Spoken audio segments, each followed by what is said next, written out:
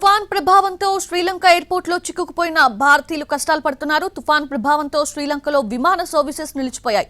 Cyclone కారణంగా పలు విమానాలను రద్దు చేశారు.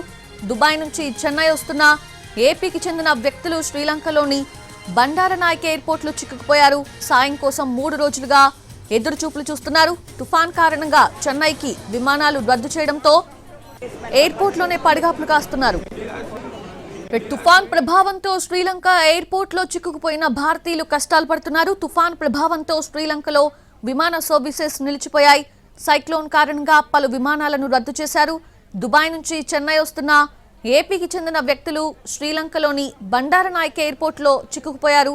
సాయం కోసం 3 రోజులుగా వారు ఎదురుచూపులు చూస్తున్నారు.